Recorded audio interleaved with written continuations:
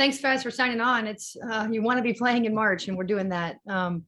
It's just a really exciting time here in Chapel Hill with both us and our men heading on our way here today. Our guys are we played the last game of the round one and the first game of the Sweet 16 in the 3,000-mile travel on top of it. So it's a very quick turnaround.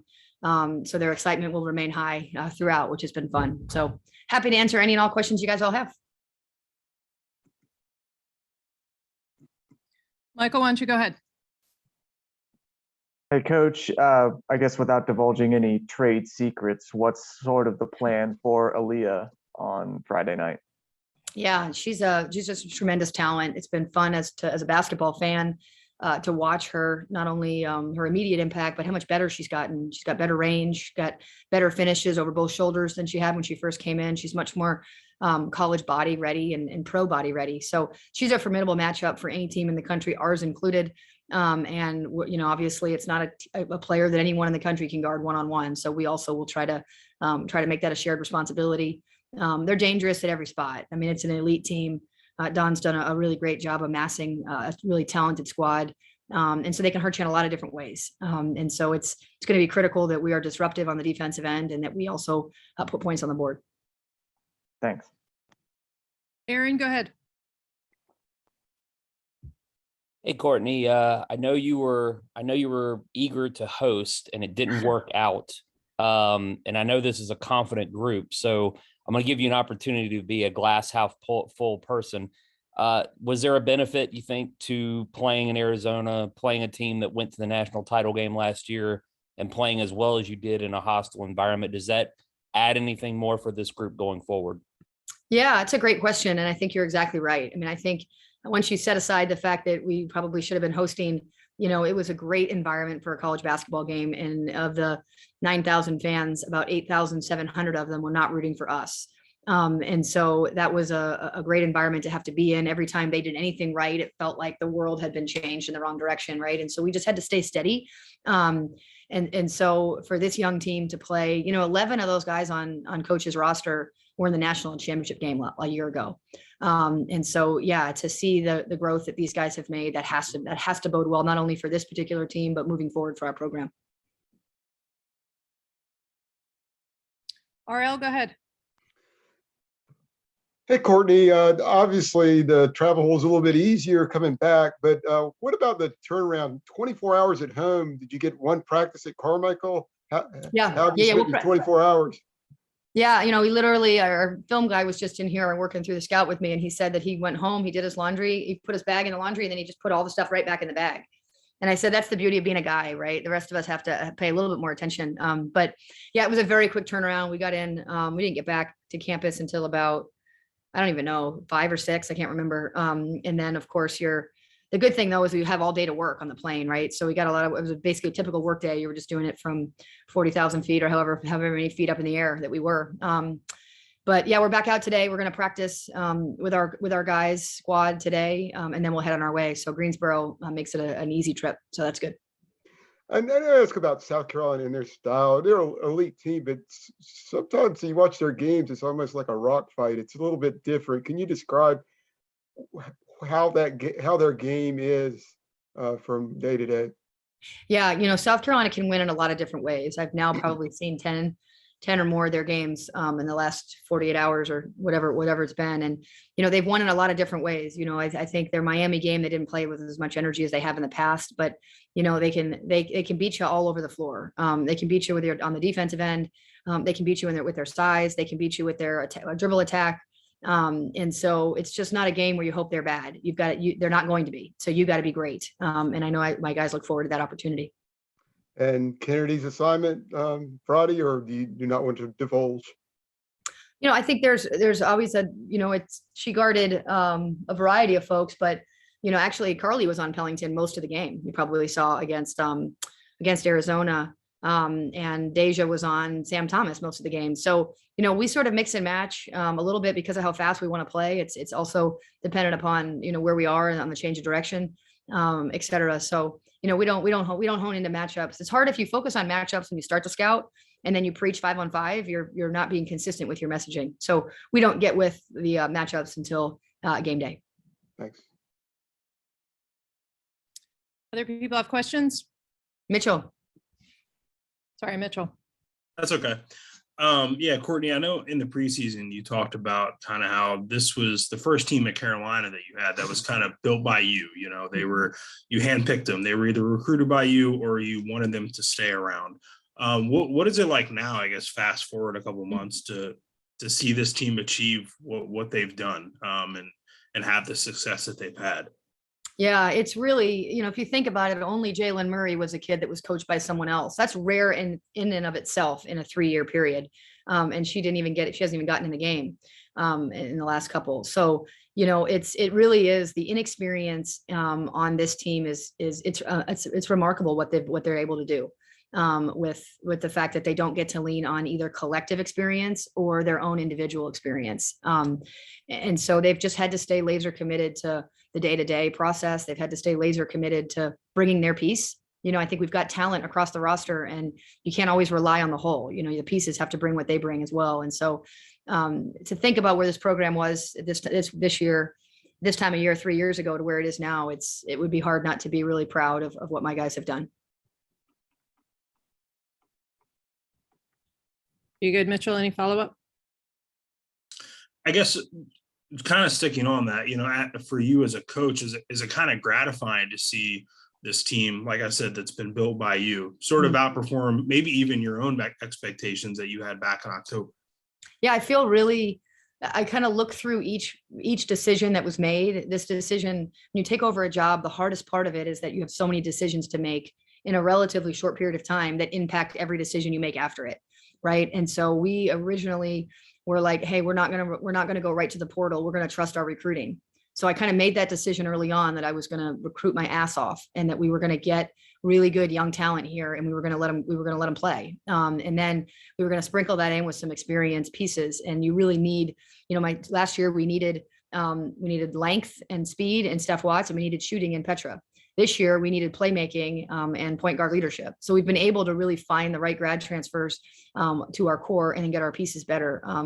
So, I really think, honestly, Mitchell, to each kid and how what that decision was and how right they made me.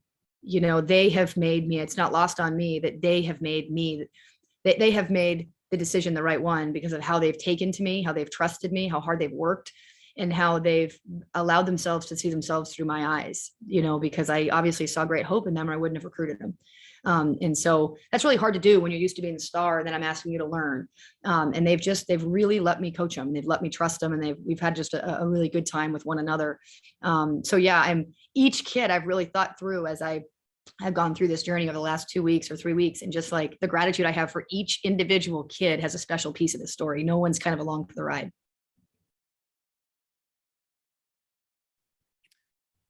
I have one. Could you talk a little bit about, you mentioned Jaylen Murray, the most veteran player of the team, has Columbia ties. She has South Carolina ties with her mom having played there. Could you just talk a little bit about her role on the team and what she means to the program, even when she's not on the court? Yeah, when we did our advance to the second round and you have that thing that the signage that you then put on the giant board, it's a big moment because it's one of the many things you don't think about as a coach until it's right in front of your face. We talk about decisions. And so right after the game, it was you who hands me this, our name and sort of says that you have one more thing to do. And it was grateful that the decision was such an easy one and that Jaylen Murray was going to be the one to advance us into the next round. Her being the heart and soul. I think what Jaylen has meant to this program is that she has cared about Carolina. She has stuck with it. And she's been a shining light of how you treat other people and how you love and commit to a program, regardless of your individual minutes and your individual selflessness that might come into it. And so it's so easy for our team to be hardworking and committed and selfless because your senior captain is that way. And I don't think she knows, I do think, as I've told her a handful of times, how much the rest of you all don't know how much over the last 3 years, this has been hard. Obviously rebuilding a program is really hard. And there were so many days where I just looked to her and I was like, but that's why you're doing it. And I know she's having a really great time with this group. Her body has literally given up on her in so many ways, but her spirit has just carried on. And so, she'll be remembered and her legacy will be embedded in our culture forever. And that sounds so cliche, but for me to have a gift like that has been forever impactful on how this whole thing started. Can I get one more question in, Dana? Yeah, go for it. So Coach, going back to something you said pre-Tucson about sort of finding the similarities between the three other teams that are in your group, what sort of similarities have you found between South Carolina and Creighton and Iowa State? Creighton and Iowa State. So Creighton runs a lot of 5 out. They're a very typical mid-major team where every single guy can shoot it. And they're going to run a lot of off-ball actions to create either confusion or movement or just getting you out of your lanes defensively. Whereas Iowa State is going to have, they obviously have one of the great players in the country, and they're going to run a variety of zones to kind of pick on you. So they're actually not all that similar, except they are similar in that they're not quite the, the athletic juggernaut that South Carolina is. I mean, the physical size and athleticism of South Carolina is elite. It's elite amongst the elite. It's elite in the Sweet 16. Whereas Creighton and Iowa State are more like us in that they're, that might not be our strength, but we have other strengths that are also hard to guard. And so I think I almost put us 3 more similar than South Carolina, really. Thanks. It's been fun though, because they're all very different to watch. So it's been fun to do that. Thank you. Aaron, you got another one? Yeah. So good news, bad news about Greensboro. You're familiar with the building. Your players are familiar with the building. Bad news being you guys haven't won in the ACC tournament there. Is there a benefit though to the familiarity of being, knowing sort of sight lines and everything else versus playing in a building where maybe you haven't had the success you wanted to have? Oh yeah, I think so. Also it's so close to campus. So we should have, talk about I got a text from Bill Fennelly who's the other night. It said, "We're so excited to be joining you for the Carolina Invitational." That's Bill Fennelly for you. He's such a great guy, but it's so cool that you've got 2 really historic and amazing programs playing each other in Greensboro, right? Like this is a game that someone would try to get us to schedule in this location in November or December. So, I think the fact that we haven't won there is, partly that my first year we weren't very good. My second year we weren't so great either, right? And then this past year we were in the 4-5 game, so I think it has a little bit more to do with our our team than it was the building. And I know our guys look forward to being close to home. It's much easier for our fans to get there. Those 35 fans or 50 fans, however many we had, 100, were loud and mighty, but they'll appreciate some help because I know they all had headaches from screaming so loud all game.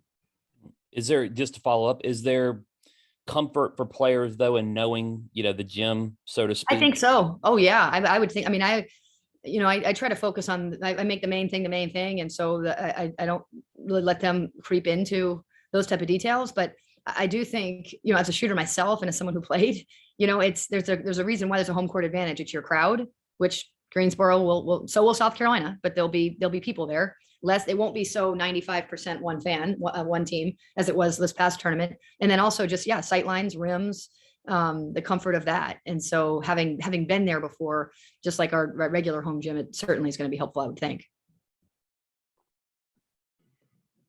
Mitchell, did you have another one?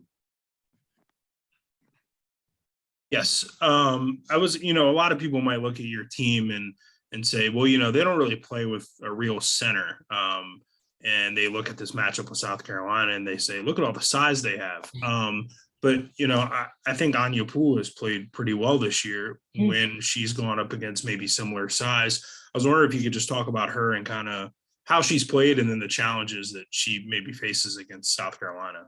Yeah, I thought Anya Poole, her first game of the tournament was a little bit more like what we had last year, just kind of a little bit of the inconsistency and a little bit of the adversity response, maybe not being what it needed to be. And she completely turned that around for the second game. The second game is why we've been so good, is that, she really was, she became a back to the basket post when that called for it. And she became a cutting post and a shooting post when that called for it. So she's very different than an Aaliyah Boston and a Cardoza and even a Latimer. She's just different than those guys, but she's a good Anya is pretty darn good. And then also, I know Alyssa's playing the post right now with Tiani out and all that, but I don't think a lot of people look forward to that matchup either, because guess what? She's going to run baseline to baseline like you've never seen. That's just going to be what she does. Right. And so, we've always said you can't be small and slow.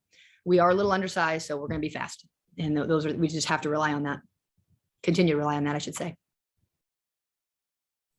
RL, did you have another one? Yeah, Courtney, just looking at the level you brought the program this season, and you look at next season, having McPherson and Key, and you really seem like a team that will be Final Four contenders. What does it say about this team? It's playing like it should be considered in that conversation now, even though you don't have those two. Yeah, I mean, it's pretty neat that you have an Ariel Young, who had an important role for us, is back as well. And then got a good freshman coming in. I felt like last year's team making the tournament, I didn't envision a long tournament run, but making the tournament was so important for that group. It was so important. It was important for the national people to understand that we're back. It was important for my current team to have 1 year's experience, like understanding that March Madness is not a thought, it's a reality.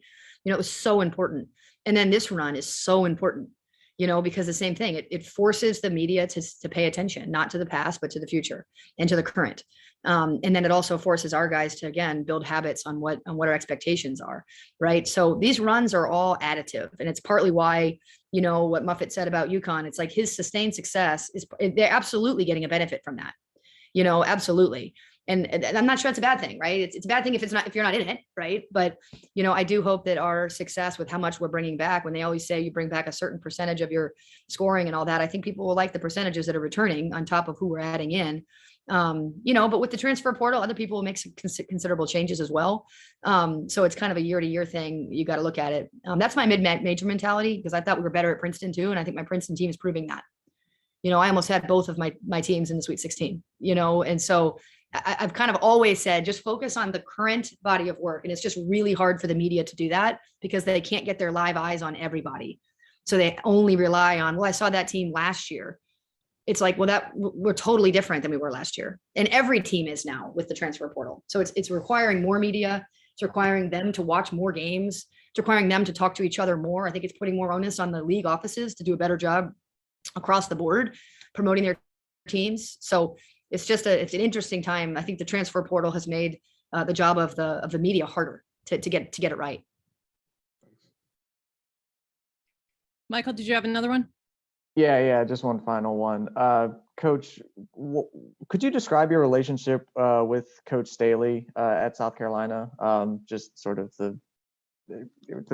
if you guys, like, do you know her? Have you talked to her in the past? Yeah, so we did USA. When you're in that group, you spend a lot of time with a lot of coaches kind of in and out. And then, of course, we scrimmaged there to start the year.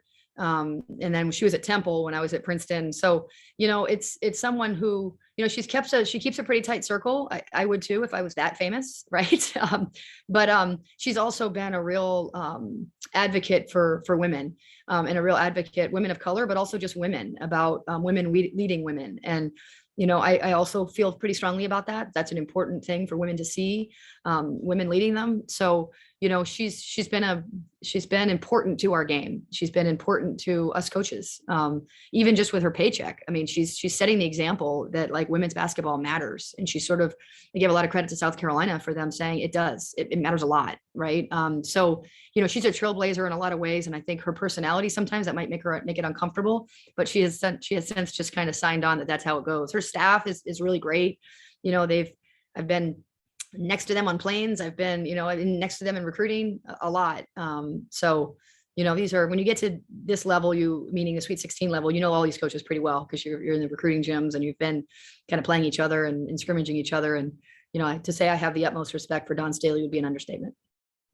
Thank you. Of course. All right. Anybody got any last questions? Yeah. Mitchell. This doesn't have anything to do with your game. But before you guys tipped off on Monday, Sue Semrow announced that she was retiring from Florida State.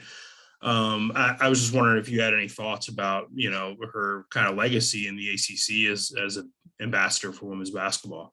Yeah. So I first met Sue when really got to know her when she was on the president of the board, and I was on the board with her. And she's just been a tireless woman of commitment to our game. And I'm saying that from not a coaching standpoint, right? That was with me on the board, and she was so adamantly passionate about the growth of our game, and she put her time, the board's an enormous amount of time, and it mattered to her to do it. And that kind of, for a younger coach like me, I was like, I'm going to do it too if I'm needed, because look at, she's doing it and all that she's carrying on.